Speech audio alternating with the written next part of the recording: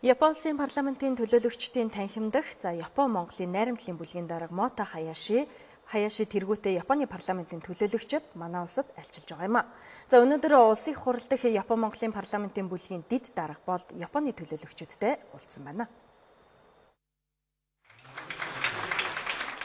Хоёр орны парламентын бүлгийн хүрээнд хийгдэж байгаа ажлууд болон цаашид хийгдэх ажлуудын талаар ярилцлаа. Мөн хоёр улсын хооронд эдийн засгийн чөлөөт худалдааг эхлүүлэх тухай, цаашлаад хоёр улсын муж, аймгийн хэмжээнд эдийн засгийн чөлөөт худалдааг байгуулах зэрэг асуудлуудыг хэлэлцсэн юм а.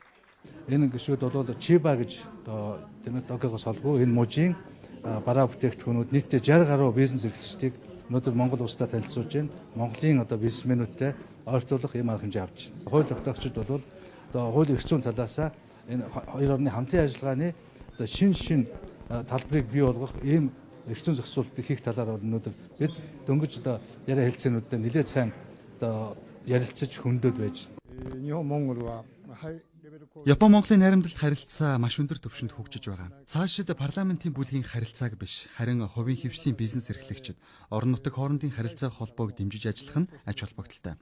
Тиймээс Япон улсын Чиба мужийн бараа бүтээгдэхүүнийг авч ирсэн юм. Улмаар хүнсний салбарт хамтарч ажиллах боломж бүрдэнэ гэж үзэж байна.